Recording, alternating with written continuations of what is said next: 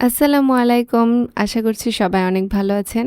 সকালটা শুরু করলাম থাল বাসন মাজা দিয়ে। আজকে আমার আম্মু অনেক বিজি ছিল, তো আমি ভাবলাম যে আম্মুকে একটু হেল্প করা যাক। তো এজন্য থালা বাসনগুলো আমি নিজেই মেজে নিলাম। যদিও আমার থালা বাসন মাজতে একদমই ভালো লাগে না, এই কাজটা আমার খুবই বোরিং লাগে। সকালের খাবারে আজকে ছিল আলু ভাজি আর আতপ চালের খুদ্দালানি। আতপ চালের এই খুদ্দালানিটা দিয়ে আলু ভাজি খেতে আবার ডিম ভাজি করে খেতে অনেক দারুণ লাগে। আমার তো বরাবরই আলু ভাজি ভীষণ প্রিয়। তো আজকে সকালে আম্মু যখন আলু ভাজি বানিয়েছে, এটা দেখে আমার মনটা জাস্ট খুশিতে উঠতে শুরু করেছে। আমার পাশে বসে আম্মুর তার সোনার থালে ভাত খাচ্ছিল।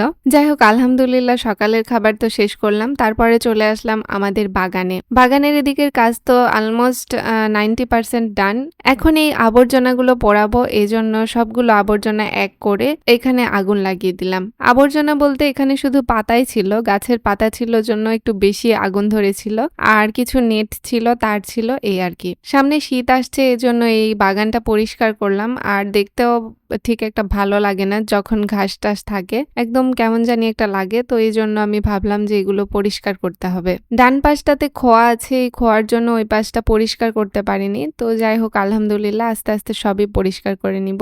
এই সময়টাতে প্রচন্ড বাতাস হচ্ছিল, আর বাতাসের জন্য আগুন ধরতে চাচ্ছিল না, একবার ধরে আবার নিভে যাওয়ার মতো অবস্থা। তো যাই হোক, মাশাআল্লাহ আস্তে আস্তে দেখলাম আগুনটা অনেক জোরে জোরে জ্বলছিল বাতাসের কারণে। উপরে পাখিরা ডাকাডাকি করছিল, গাছের উপরে তো পাখি বসে থাকে অনেক, আবার ওইখানে ওদের বাসাও আছে। তো নিচে যেহেতু ধোয়া হচ্ছিল, পাখিরা উপর থেকে অনেক ভয় পাচ্ছিল, এই ব্যাপারটা আমি বুঝতে পারলাম। দেন আমি এই পাশে এসে আগুন লাগালাম। আগুনগুলো তাড়াতাড়ি লেগে এই জায়গাগুলো পুরো পরিষ্কার হলেই যাক আমার শান্তি। আমার তো কোনো ইন্টেনশন নেই পাখি মারার বা পাখিদের বাসা বাড়ি নষ্ট করার, কিন্তু আমার জাস্ট একটা ইন্টেনশন, এই ময়লাগুলো পরিষ্কার করা। আমাদের আমের গাছের ওপরে অনেকগুলো দোয়েল পাখির বাসা আছে। আমি যদিও বা নিচ থেকে দেখাতে পারছি না, কারণ গাছটা অনেক বড়, আর ওই গাছে চড়লে বোঝা যায় যে পাখির বাসা আছে। আমাদের এখানে অসংখ্য দোয়েল পাখি আছে এবং অনেক বাচ্চাও উঠেছে ওদের। সেই বাচ্চাগুলো কিচিরমিচির করে, সেগুলো শোনা যায়। ভোরে উঠলে আসলে মনটা অনেক ফ্রেশ লাগেই পারে আসলে। তো যাই হোক, আমি আর একটা জঙ্গল করে রেখেছিলাম, ওইখানেও আগুন লাগিয়ে দিলাম।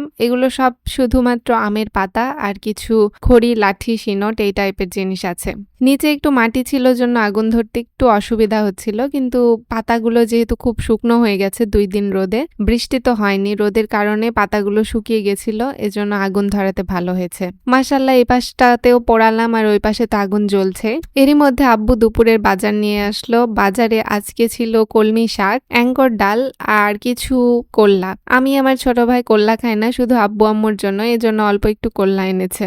আমি মাঝে মাঝে কোল্লা খাই যখন শুটকি মাছ দিয়ে রান্না করা হয়। তো ভিউয়ার্স, এই যে আমাদের আজকের দুপুরের খাবার রান্না করা হয়ে গেছে, এখন আমরা সবাই খেতে বসেছি। আজকের মেনুতে আছে কলমি শাকের ভাজি, তারপরে আছে এই যে মাংস দিয়ে আলু ছোট ছোট করে কেটে দিয়ে একটা ভুনা ভুনা টাইপের তরকারি। প্রতিদিন একই স্টাইলের মাংস আসলে খেতে ভালো লাগে না। আর সঙ্গে আছে ডাল। খুব সুস্বাদু আজকের আইটেম আছে দুপুরের, এই আইটেমগুলোই আজকে আমাদের দুপুরের খাবার। ও হ্যাঁ, সঙ্গে তো লেবু আছে, লেবু তো থাকতেই হবে। তো আমি প্রথমে আব্বুকে দিয়ে দিলাম কলমি শাকের ভাজি, তারপরে আম্মুকে দিলাম, আমি নিলাম নিজে। শাক ভাজির সঙ্গে সব থেকে ভালো লাগে ভাজা শুকনা মরিচ। মরিচ দিয়ে শাক ভাজি খাওয়ার মজাটাই আলাদা। আমি ছোটবেলায় খেতে পারতাম না, আব্বু আম্মুর দিকে তাকিয়ে থাকতাম, থাকতে থাকতে একবার ট্রাই করলাম, দেখলাম না ভালো লাগছিল। যেহেতু বেশি ঝাল খেতে পারি না, তো আব্বু আম্মু কি করে, যে ঝালটাতে একটু ঝাল কম, আমরা বগুড়ার মরিচ বলি, সেই মরিচগুলো আম্মুরা ভাজে, আর সেগুলো দিয়ে আমরা শাক খাই। প্রথমবার মরিচ খেয়ে আমার পেটের মধ্যে অনেক ব্যথা হচ্ছিল,